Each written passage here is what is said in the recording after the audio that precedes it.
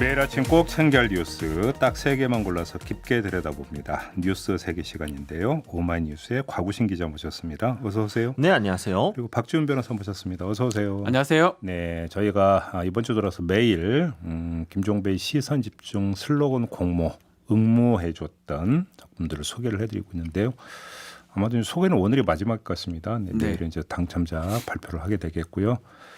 자, 오늘도 한 분씩 좀 돌아가면서 소개를 해주셨으면 좋겠는데 제가 박지훈 변호사께 특별히 이분 걸 소개해달라고 주문을 하겠습니다. 정혜리님이 보내주신 슬로건은 좀 왜냐 이거 사투리거든요. 좋습니다. 네. 사투리를 듬뿍 얹어서 지금부터 소개해 주시기 바랍니다. 저 지역 사투리 같지는 않는데 한번 네, 아닙니다. 네. 아, 시상에나 시사가 뭐다요? 시상 돌아가는 이야기 아닌감요? 쉬운 시사 김종배의 시선 집중. 네. 사투리 맛이 안 사는데. 네, 그쪽 지역 사투리가 아니라도 제가 네. 합니다. 자, 가구신 기자는 오행시를 좀 소개를 해주셨으면 좋겠는데요. 네, 박정민님께서 보내주신 네. 오행시입니다. 아싸라비아 시선 집중인데요. 오는 제가 할게요. 네.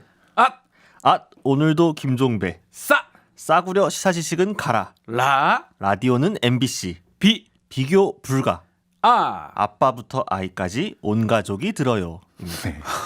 아싸라비아. 네. 아싸라비아. 김효성님이 보내주신 내용도 있는데요. 목소리에 믿음 가는 신뢰 폭풍 인슐린 시사. 근데 요즘 제가 매일 이거를 소개를 하면서 날이 갈수록 명구스러워지는 거 아십니까? 정말로 명구스러워지는데 막 이게 오그라든다고 할까요? 왜냐하면 너무 과한 슬로건을 좀 많이 보내주셔가지고 아니 뭐 그냥 의례적으로 하는 말씀이 아니라 정말로 좀 오그라듭니다. 명구스럽고 더 열심히 하라는 채찍질로 받아들이도록 하겠습니다. 자, 오늘 뉴스로 가보죠. 첫 번째 소식은요. 네, 김봉현 전 스타모빌리티 회장의 두 번째 자필 문서가 공개됐습니다. 김봉현 전 회장은 21일 KBS와 JTBC에 직접 손으로 쓴 14장짜리 편지를 각각 보냈는데요. 이 입장문에는 새로운 주장들이 다수 제기가 됐습니다. 특히 검찰 관계자들이 김봉현 전 회장의 도주를 도왔다, 이 부분이 눈에 띄는데요. 그러게요. 네, 김 전 회장은 검찰 관계자가 도주를 권유했다. 수사팀의 추적 방법과 휴대전화 사용 방법 등에서 조력을 받았다라고 주장을 했습니다. 특히나 당시 검찰 관계자들이 일단 도망가고 두 번 부인하고 세 번 부인하라면서 소위 1도 2부 3백이라는 용어를 썼다라고 구체적으로 좀 썼습니다. 그 외에도 검찰 관계된 증언들이 꽤 많았는데요. 윤석열 검찰총장의 이름이 언급된 부분도 있고 윤 총장의 측근인 수원지검장 출신 검사장의 이름도 나와서 본인이 로비를 했고 그가 영장 발부를 막으며 도와줬다, 이런 의혹들도 제기가 됐습니다. 한편 검찰은 이제 김 전 회장 등을 추적하는 과정에서 경찰과 긴밀히 협조했었고 도피를 도와준 적은 없다. 또 입장문의 신빙성에 의심이 둔다라고 해명을 했습니다만 어쨌든 상당히 좀 파장을 일으키고 있는 상황입니다. 네. 근데 일단 좀 박지훈 변호사는 여쭤본 게 법조계에서 1도 2부 3백이란 말이 정말 그렇게 많이 돌아요. 네, 그 전에도 이런 얘기 좀 들은 적이 있었는데. 저도 들은 바는 있는데 네. 이거는 뭐 많이 쓰는 얘기는 아닙니다. 아, 그냥 은어 비슷하게 하는 얘기인데 네. 그래서 뭐 이거를 했다 해가지고 검찰이 뭐 봐줬다, 그거는 뭐 논리 좀 비약이라고 봐야 될 것 같고 다만 내용은 되게 구체적이거든요, 사실은. 근데 정말로 도주를 도왔다라면 이건 좀 충격적인 게 아니 네. 검찰은 범죄를 잡으라고 있는 조직이지. 그렇죠. 도주 도와주라고 있는 조직은 아니지 않습니까? 그게 이제 본인이 느끼기에 어떻게 느꼈을지 뭐 그거에 따라서 도주를 도왔다고 볼 수도 있고 네. 아니면 검거를 안 했다고 또 볼 수도 있고 이런 네. 부분인데 예. 어쨌든 간에 이 부분은 향응 이상의 어떤 지금 접대 부분에 대해서 조사가 시작됐습니다. 예. 그 이상의 문제가 되지 않을까 생각이 듭니다. 그래서 그러니까요. 지금 남부지검에서 라임 관련돼서 이 검사 항응 수사 전담팀이 꾸려졌는데 네. 검사가 한 명이 아니에요. 상당히 많습니다. 5명이죠. 5명 검사입니다. 예. 지금 금조부, 금융조사부 4명하고 형사부 1명에서 5명의 검사를 한 부가 다 이걸 한다는 건 마찬가지거든요. 그러니까 지금 그 서울 남부지검 형사 6부 밑에 네. 예. 라임 사건을 수사를 해왔던 수사팀이 있는데 그건 그대로 가고 그렇죠. 라임 사건은 그 수사팀에 계속 수사를 그렇죠. 하고 별도로 수사팀이 하나가 더 꾸려졌고 5명으로 예. 여기서 그러니까 그 검사들의 향응 접대 의혹 네. 이런 것들을 수사를 한다라는 건데 일단은 향응 접대 의혹 같은 경우는 사실은 비교적 단순한 사안이죠. 상당히 단순해요. 지금 진술대로라면 뭐 1천만 원대 그 접대를 어떤 강남의 어떤 그 뭐 그게 뭐 룸사롱이든 어디서 접대를 받았다. 그 확인하는 거는 어렵지 않거든요. 그러니까요. 아니, 현장 가서 확인하고 예. 만약에 이제 뭐 카드를 걸건지 현찰을 냈는지는 잘 모르겠습니다만 그거 네. 확인하고 그다음에 참석자 뭐 사진 가지고 가서 이 사람 맞느냐 확인하고 검사 한 명이면 검사 되지 한 명이면 뭐 됩니다. 그잖아요. 5명을 꾸렸다는 거는 이거 말고도 향응 수수 등입니다. 등에 초점이 방점이 찍히는 것 같아요. 네. 지금 도주 부분이라든지 전반적으로 이 라임 관련해서 이 검찰에서 이 검사들이 어떻게 했는지 그 부분을 좀 파악하려고 하는 걸로 보입니다. 아무튼 이제 김봉현 씨가 쓴 내용을 보면 이 도주를 도왔다라고 하는 사람은 그냥 검찰 관계자라고 지금 표현이 되어 있기 그렇죠. 때문에 뭐 검사일 수도 있고 검찰 수사관일 수도 수도 있고 있고요. 뭐 이거 현재로서는 알 수가 없습니다. 또 한편으로는 김봉현 씨의 일방적 주장이기 때문에 네. 뭐 사실로 전제해놓고 뭔가 이야기를 할 필요도 없죠. 다만 중요한 점은 어제 이걸 보도한 그 JTBC 보도 내용을 보니까 김봉현 씨가 요 내용을 14장짜리잖아요. 네. 자필로 쓴 요 내용을 법무부 감찰과정에 제출을 했다라는 거잖아요. 그렇죠. 그리고 나서 법무부에서 남부지검에 수사 의뢰를 했고 그래서 지금 수사팀이 5명으로 별도로 꾸려졌고 네. 이 일련의 과정을 보면 이 문제가 상당히 신빙성 있고 심각하다는 판단에 따라서 지금 이루어진 걸라고 맞습니다. 해석할 여지는 있는 거죠. 향응 수수보다는 그 접대받은 부분보다는 오히려 어떤 돈을 받거나 어떤 뭐를 받고 도주를 도와줬던 부분 그리고 검거를 하지 않았던 거 사실은 오랫동안 성북 어디서 뭐 거주하고 뭐 이랬었거든요. 네. 그런 부분들을 확인하기 위해서 그리고 관련자가 꽤 된다고 아마 판단한 것 같아요. 한둘이 아니고 검찰 내에 꽤 많은 사람이 관련됐을 거라고 판단을 하고 이렇게 금조부 등등 팀을 구성한 것으로 봅니다. 그러니까요. 아무튼 이번에 새로 구성된 수사팀 같은 경우는 단순한 향응 접대 한 건을 수사하기 위해서 구성된 팀 같지는 않고 검사 비위 전반에 대한 아마 수사가 될 가능성이 있는 것 같고요. 또 한 가지는 지금 김봉현 씨 같은 경우가 법무부 감찰 과정에 적극적으로 협력을 했다라는 거잖아요. 네. 그러니까 14장짜리 어제 추가로 공개된 이 그 서한 내용에 대해서 구체적인 진술도 있었다고 봐야 되는 거겠죠. 벌써 했겠죠 다. 예. 그렇게 놓고 본다면 단순히 그 자필로 작성된 것 이상 더 풍부한 이야기가 조사 과정에서 나왔다고 봐야 되겠고 네. 이걸 토대로 이제 그 수사가 진행이 된다고 보면 그렇죠. 되겠죠. 수사 지휘권도 사실 어쩌면 김봉현 씨 얘기가 가장 결정적이었지 않을까 생각이 듭니다. 김봉현 씨의 1차 옥중 그 문건으로 한 게 아니고 감찰 과정에서 그 주말간의 감찰 과정에서 더 많은 얘기를 들었기 때문에 법무부 장관 수사지휘권도 행사했은 걸로 보이고요. 그리고 앞으로는 더 많은 것들이 좀 밝혀지지 않을까 생각이 좀 그리고 이제 듭니다. 어제 그다음에 추가로 나온 게 그 향응 접대를 했다라고 하는 검사 3명. 그게 이제 그 김봉현 씨 주장에 따르면 대우조선 해양 수사팀이었다. 네. 이렇게 지금 진술을 했다고 하는데 한 언론의 분석에 따르면 확인에 따르면 그 대우조선 해양 문제를 수사했던 게 바로 부패범죄 합동수사단이었다. 그러니까 애당초 나왔던 것처럼 3명 모두 부패범죄 합동수사단 소속이었다라는 그 보도가 나온 바가 있었거든요. 네. 연결이 된다면 그렇게도 연결이 될 수 있는 건데 요거는 좀 일단 언론 보도이기 때문에 보도입니다. 보도인데 뭐 지금 거의 다 알 수 있어요. 그 부패범죄 합동수사단이 검사가 한 10명 정도밖에 안 되기 때문에 그렇죠. 또 어떤 한 언론사에서 그 이름을 다 공개를 했어요.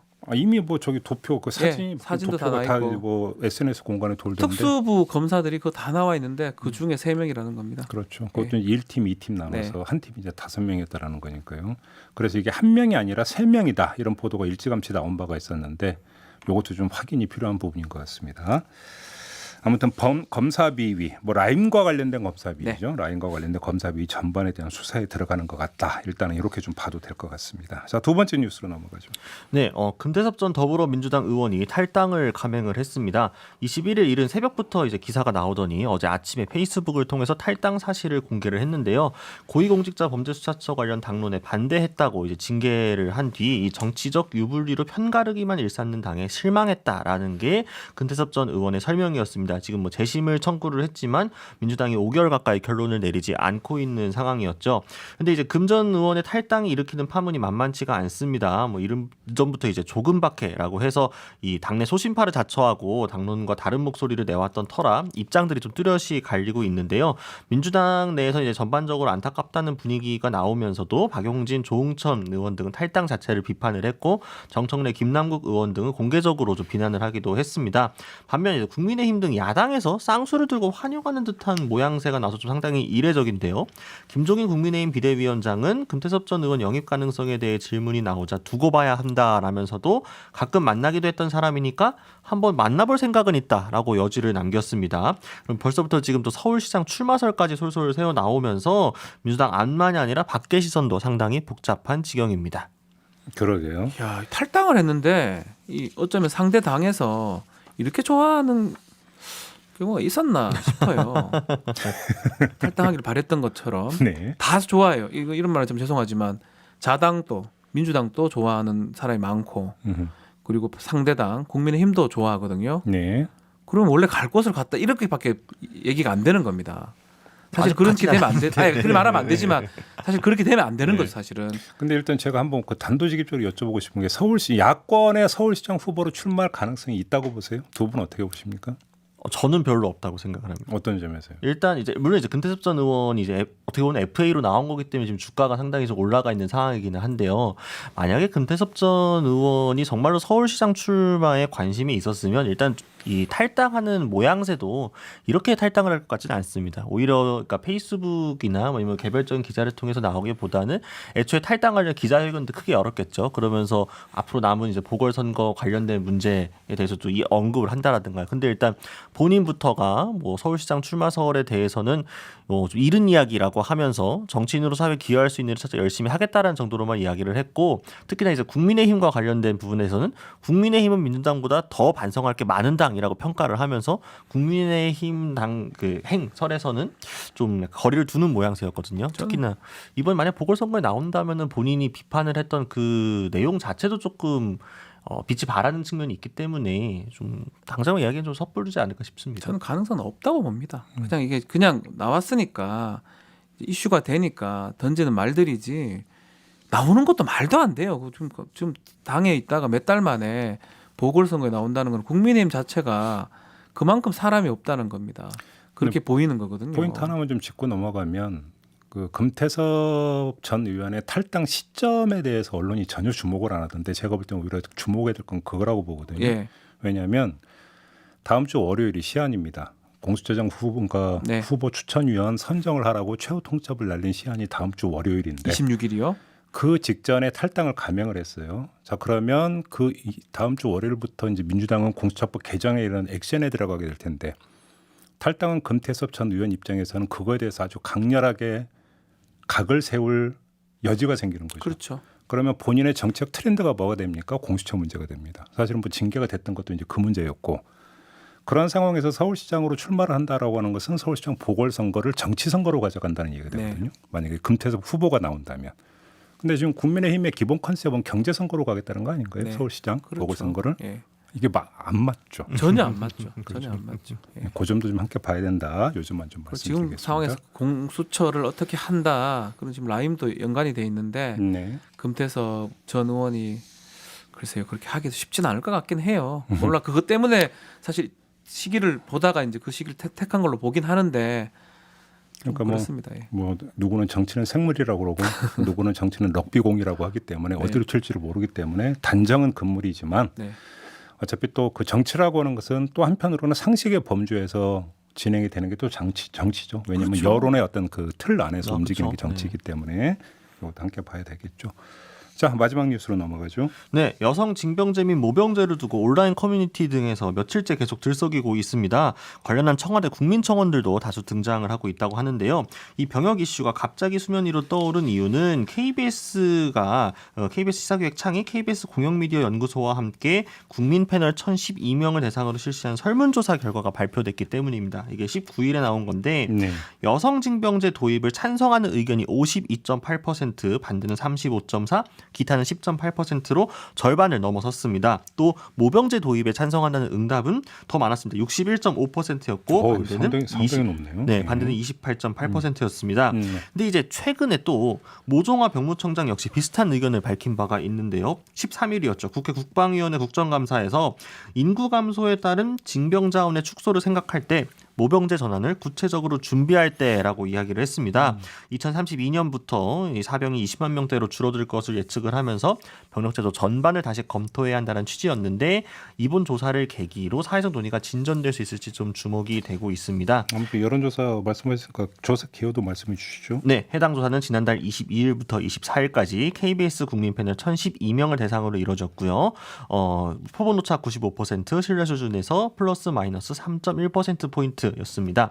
자세한 사항은 중앙선거관리위원회 또는 언론사 홈페이지에서 확인 가능합니다. 네, 이제 지금부터는 박지훈 변호사께 마이크를 넘기겠습니다. 군 법무관 출신으로서 이 흐름을 어떻게 평가를 네, 하십니까? 군 법무관이라서 뭐 이렇게 전군의 어떤 상황에 대해서 그렇게 많이 알지는 못하지만 네. 많이 논의가 됐던 부분이에요, 사실은. 그렇죠. 세 가지 정도는 좀 봐야 될 것 같아요. 병력 자원이 상당히 부족합니다. 그렇죠. 예전에 비해서. 네. 그리고 지금 병력이 군생활 자체가 18개월 정도로 많이 줄었거든요. 네. 그래서 우리가 소위 이런 말을 해요. 상병 정도 이렇게 좀 써먹을 만하면 전역한다라고 얘기도 해서 네. 과연 징병을 해가지고 이렇게 빨리 순환하는 게 맞느냐, 아니면 숙달된 숙련된 어떤 군인이나 이런 게 필요하지 않느냐. 그래서 모병 얘기 계속 나왔었고요.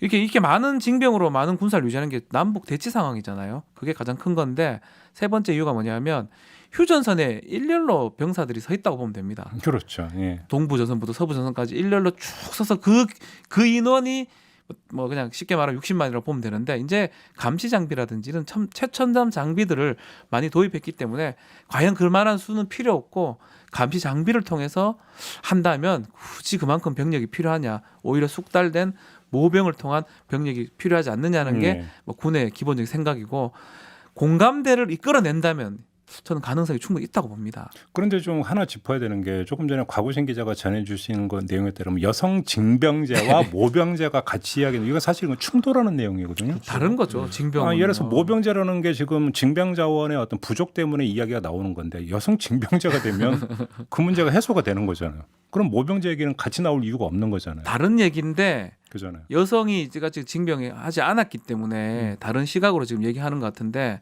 그러니까 결국은 모병제라고 하는 것을 띄우기 위해서, 네, 맞습니다. 모병제라는 것을 띄우기 위해서 여성 징병제를 일단 먼저 띄운 것 아니냐. 네. 뭐 이런 이야기도 나올 수 있는 거 아닌가요? 여성 징병제는 될 수가 전 없을 거라고 생각이 듭니다. 왜요?